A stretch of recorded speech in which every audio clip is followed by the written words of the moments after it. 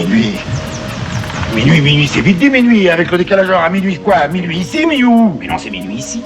Comment tu le sais, toi, minuit ici? C'est minuit ici.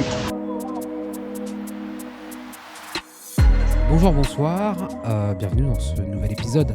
Salut tout le monde. Web. Hello.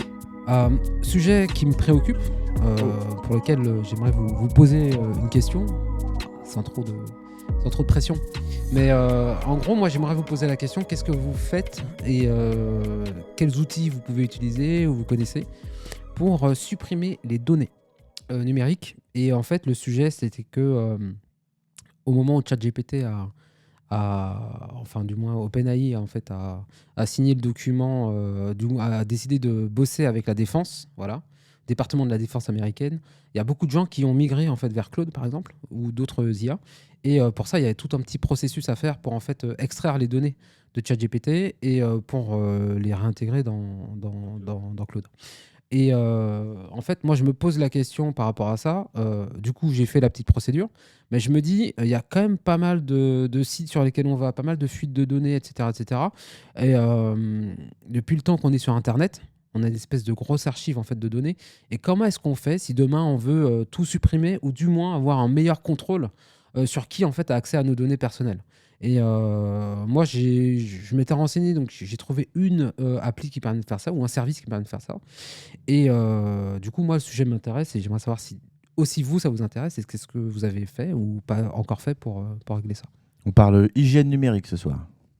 Si tu veux, je sais pas si... Non, c'est ça, c'est l'hygiène numérique. Ok. C'est comment mieux gérer ces données, parce qu'il y a la prévention, il y a le nettoyage, il y a le suivi, enfin tout ce que tu as dit, pour faire en sorte qu'on limite les risques des données qui se baladent un peu n'importe où, quoi. Voilà, ça fait plutôt un mec qui veut se barrer du pays. Non, il y a un truc à justement, se reprocher, il a des trucs à cacher. C'est bizarre, ton je histoire, modère hein. le... Bizarre. Hein. Non, mais c'est ça. Non, mais ça va bien au-delà d'effacer C'est pire que ça. Non, mais je te parle pas Si d'effacer demain, son admettons, je veux historique. disparaître du jour au lendemain, comment vous ferez Non, mais oui, enfin, maîtriser un Comment peu on la enterre un corps la propagation de ces données, quoi. Quels outils vous avez? Bah, on vous écoute. Qu'est-ce que vous faites? Non, bah, Ouais, moi, rien. la réponse est rapide, rien. J'avoue que c'est un sujet sur lequel je suis un peu largué, évidemment. Donc, je pense que je me protège pas trop. En même temps, je publie pas grand-chose, mais j'ai publié des choses. Donc, il y a forcément des photos de moi, enfin, je pense que quelqu'un Les qui blogs, les investigue blogs. un peu va retrouver des trucs. Après, je sais pas, j'ai quand même tendance à me dire que c'est un peu le jeu d'Internet, malheureusement, et qu'on l'a fait sans se soucier de ce qu'on faisait aujourd'hui. Maintenant, je suis d'accord, effectivement, il faut peut-être y faire plus attention. Il y a peut-être plus d'enjeux derrière avec les données qu'on donne, ce qu'on fait et ce qui en est fait derrière. Maintenant, j'ai pas de conseils à donner parce que je sais pas. Moi, je suis démuni face à la situation, quoi. Ok, mais est-ce que ça te préoccupe? Ouais, ça me préoccupe, oui, en quelque sorte. Ça me préoccupe surtout pour la jeunesse et je mets ma fille dedans. Voilà, mais j'ai pas de réponse à ta question, quoi. Je sais pas comment t'aider aujourd'hui, Eden. Ok. Il faut que tu viennes à son aide, Timo, là. Non, bah moi je suis un peu pareil. Alors après, il y a deux trucs. Il y a les données que moi je décide de partager. Et j'estime que maintenant, à 31 ans, je suis responsable et je sais ce que je mets ou pas. Ce qui pourrait être différent pour un enfant, ado, qui a déjà accès aux réseaux sociaux assez jeune, tu vois, tu te rends pas trop compte. Je pense qu'il faut pas que je retourne sur mon Skyblog de l'époque. C'est fini, hein, ça n'existe plus. Et ouais, mais t'as... Ils Comment ont ça s'appelle Ils ont tout retiré. Il y a plus de Ouais, données, mais plus comment ça s'appelle l'outil là qui permet de Wayback Machine, là Wayback Machine. Voilà.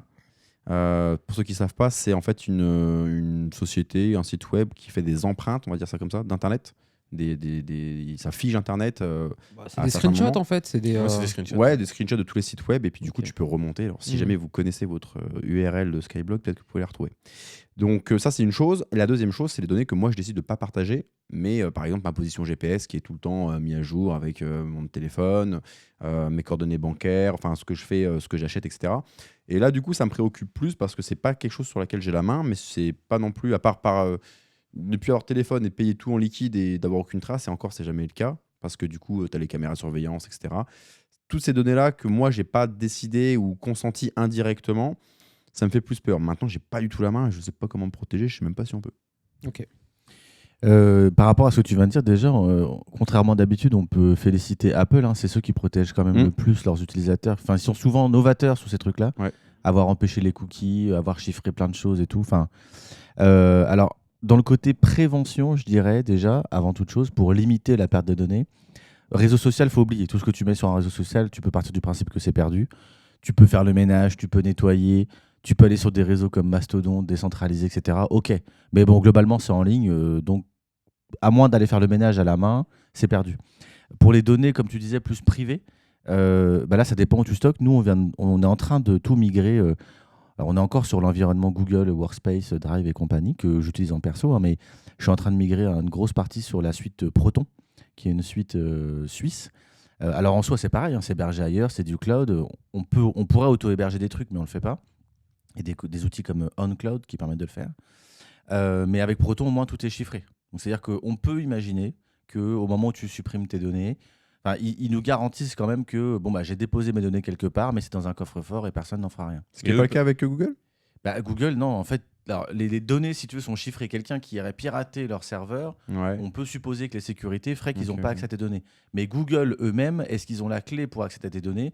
Plutôt oui, parce que leur IA va se balader dedans, c'est croisé entre tes mails, ton sheets, etc. Quoi. Donc, je pense qu'ils savent tout de nous. C'est ça. Alors, est-ce que à force, ils pourraient très vite basculer sur un modèle où, comme avant, le Don't Be Evil, ils se seraient les pionniers un peu de la donnée protégée, mais c'est pas le cas aujourd'hui. Et après, alors pour terminer, donc là je parlais prévention, après un petit peu nettoyage quand c'est un peu trop tard. Il y a des outils comme Firefox Monitor. Donc ça c'est de la fondation Mozilla. Tu peux t'inscrire, tu mets ton adresse mail et ça te remonte plein d'infos.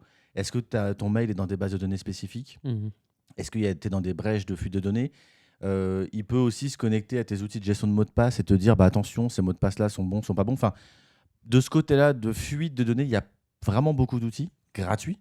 Parce qu'en fait, c'est des outils qui après te vendent d'autres outils pour plus faire cette même erreur.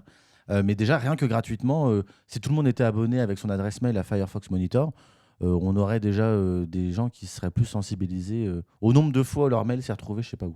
Mais en fait, c'est ça le problème. Parce sûr. que des fois, en fait, on reçoit des appels parce qu'on a fait le malheur un jour de faire une demande de devis sur un truc. Et là, en fait, tu as des appels. Est-ce que vous voulez des pompes à chaleur ? Est-ce que vous voulez des panneaux photovoltaïques et tout ça ? Oh, j'ai une histoire de dingue à vous raconter après avec ça. Tu as aussi, avec grand plaisir, Hors podcast. tu as aussi la fuite de données d'une boîte. En fait, tu as Free qui machin et qui perd en fait ces données. Et les données sont récupérées par d'autres boîtes ou quoi, et sans parler des boîtes qui vendent aussi les données qu'ils récupèrent. Quoi. C'est Donc, pas Basic Fit, il n'y a pas longtemps qu'il y a eu une fuite Voilà, de il y en données. a 3 par semaine. Donc, Il y a que ça. Ah, mais Il y a que ça. du coup, c'est un vrai Mais sujet. c'est en un fait, peu le sujet actuellement. En fait, c'est le piratage. Et moi, j'ai trouvé un site qui s'appelle Mine, ou Mine en anglais. Ça remonte à quelques temps, mais en fait, c'est ce que tu dis là. En fait, tu laisses ton adresse email et ça te remonte toutes les boîtes, toutes les entreprises qui ont accès, qui ont tes données, qui ont en fait ton adresse email. Et tu peux automatiser la demande de suppression. Tu vois, et ça c'est plutôt pas mal. D'ailleurs, je crois que c'est McAfee qui a fait l'acquisition en fait de cet outil et qui l'a intégré en fait dans ses services. Ce que tu disais tout à l'heure en fait. Donc il me semble que Mine en fait c'était gratuit à un certain niveau du freemium. Et par contre là du coup ça a intégré dans McAfee qui est un système de sécurisation en fait global. Tu vois. Et je trouve que c'est le fait d'automatiser, de dire tu vois, tu prends je sais pas moi un mail spécial AFNIC et tout ça machin ou qui te dit en fait c'est illégal, c'est pas RGPD compatible, donc supprime les données, tu vois, et le fait d'automatiser ça, en fait, ça te sécurise toi, ça te tranquillise en te disant, tiens, en fait, je maîtrise en fait mes données et je sais exactement qui a accès, qui n'y a pas accès. Ouais. J'ai une autre histoire de dingue avant que tu racontes la tienne. Mais Ouais, justement, c'est comme ça que j'ai trouvé, moi, il y a eu une fuite de données. Vous avez tous en ce moment le SMS, là, avec la photo dégueulasse, j'attends votre colis, le faux livreur. Vous Je l'ai pas encore eu, mais ouais, j'ai mais vu passer. un montage une photo IA où et maintenant, il y a une photo. Ouais. Maintenant, il y a une photo et ça personnalise l'étiquette, le nom sur l'étiquette et tout, mais c'est dégueulasse. Hein. Okay. Et donc, ça, c'est pour juste vous expliquer une technique intéressante pour éviter, une fois de plus, les fuites de données. Moi, ça me l'a envoyé en mode bonjour Marvin Free Pro, votre colis est en attente. Parce qu'en fait, ça vient de la fuite de la base de données de Free. Ouais. Quand ils ont annoncé qu'ils avaient perdu leur IBAN et tout. Okay. Et mon prénom dans ce compte-là, parce que c'était un truc où j'irais plein. Je m'appelais Marvin Free Pro Chazlon. Et du coup, j'ai su direct d'où ça venait. Mais mine de rien, ça fonctionne parce que, donc là, dans les outils que je vous citais, Proton Pass par exemple ou d'autres, une des fonctionnalités principales, c'est de vous créer des alias d'email. Vous ne mettez plus jamais votre email, la vraie, la seule, dans un logiciel, vous mettez que des adresses proxy un peu. Ok. Et du coup, moi, aujourd'hui, mon email, la vraie, je la mets quasiment nulle part. Je mets des emails dédiés aux sites d'e-commerce, des emails dédiés aux annuaires. Et donc, je sais d'où vient à peu près la fuite quand on m'écrit dessus. Et ça, c'est gratuit, c'est dans tous les outils. C'est une bonne technique pour éviter de se faire saucer son adresse. Bah de fou, tu vois, regarde, c'est juste une question de pratique et de bonne pratique. Et je pense qu'on collectivement, on n'est pas du tout en fait préparé à ça. On s'entraîne pas, on n'a pas forcément de discussion, de bonnes pratiques en fait sur Internet, je trouve. Hein. T'as raison, on n'a pas de sensibilisation à ça. Hein. Ouais, et je pense que de plus en plus, hein, tu vois, s'il y a tous les 3 jours en fait des fuites de données, c'est que à un moment donné, en fait, la protection, la sécurité de nos données n'est pas assurée en fait par les professionnels. Ouais. Donc du coup, en fait, je veux dire qu'il nous faut un backup pour nous dire, on maîtrise et on sait exactement où vont les données. Mais je trouve que c'est vachement intéressant. Je vais regarder en fait l'astuce que tu nous as donnée. Pour conclure, Timo, raconte-nous ta story. Ça sort un peu du truc, mais Vas-y. j'ai eu un appel là, il y a quoi, il y a un mois et demi. Je suis en bagnole et on m'appelle et on me dit ouais, bonjour monsieur Terrien et tout. Je dis ouais, c'est moi. En plus sur un numéro 03, je sais pas quoi. Ça commence comme une mauvaise blague. Et ouais, on me dit ouais, c'est par rapport à votre devis que vous avez fait chez nous pour un cercueil ou je sais pas quoi. Et au début, tu vois, je rigole un peu et tout, mais la meuf elle rigole pas. Et je dis, elle me dit, bah, vous avez bien fait un devis pour ça et tout. Non. Pour une tombe. Et je dis non. Elle me dit, ah bah, je suis désolé, c'était quelqu'un qui a dû faire une mauvaise blague et tout. Et donc après, tu vois, au début, j'ai dit, bon, ok, je m'en fous. Et après, je dis, est-ce que ce serait pas ma première menace de mort quand même, que je viens d'avoir? Mais problème Doug, j'ai de la peine pour les gens qui font ça, parce que si c'est vraiment une blague, du coup, enfin une blague, tu sais, pour me faire chier, je sortais en plus d'une journée de merde, en fait, j'ai vu plein de trucs et tout. Et je dis, mais si tu crois vraiment que ça va m'impacter. Là, pour le coup, j'en rigole parce que ça m'a fait penser à ça. Et en plus, ils n'avaient pas mis même ma bonne adresse mail ni rien. Ils avaient mis une adresse à Bar-sur-Aube et puis mon adresse mail, c'était pas la bonne du tout et tout. Donc, ils devaient me connaître, mais pas assez bien finalement, juste mon numéro de téléphone.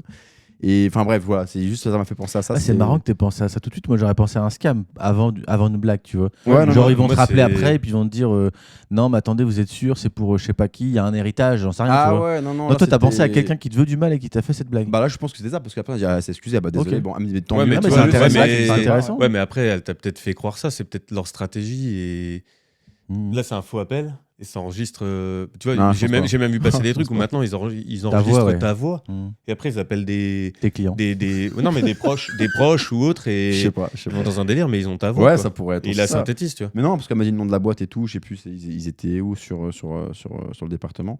Mais voilà, ça m'a Ouais, fait mais après, Ça elle peut te être un dit- vol de données, ouais. Ouais, c'est. Non, Je mais les c'est embrasse. possible. Il y a plein de possibilités.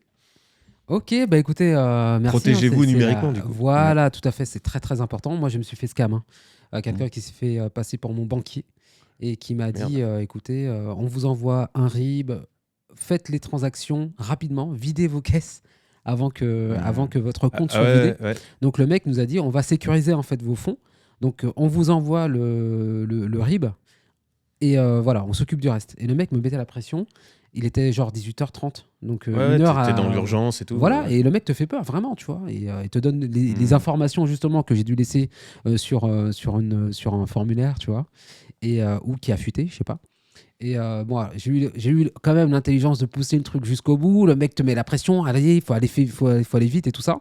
Et j'ai dit, écoutez, je préfère appeler le service d'urgence qui est dédié à ça, tu vois, parce qu'il y en a dans les banques. Et là, du coup, le mec, il a compris que c'était mort. Voilà, c'était mort, il a raccroché, tu vois. Parce que moi, j'ai une autre histoire de dingue où je me suis fini, qui est par contre. Là, je vais la raconter plus tu tard, la mais- Mais tu gardes vois, pour la truc que tu racontes, on m'a partagé une vidéo il y a pas longtemps sur Insta. Et le couple s'est fait avoir. Eux, ils sont allés jusqu'au bout du processus. Ouais. Ils ont vraiment flippé et tout. Mhm. Ils se sont fait vider compte de l'entreprise, livret A, jusque les livrets des enfants et tout. Putain. Tout perdu. Moi, je parle Genre de 0 0 balles, euros. moi, sur Enfin, un truc comme bref, ça. On fera faut un podcast sur les Je vous scams. raconterai. Faut qu'on coupe. Ouais, sur les ouais. scams, ça peut être Parce que intéressant. sinon, on pourra pas publier. Bah écoutez, merci. Je sais pas comment on va se débrouiller, mais bon, bref, c'est pas grave. Merci d'avoir écouté cet épisode et on se retrouve pour le prochain. Ciao, bonne soirée. Ciao.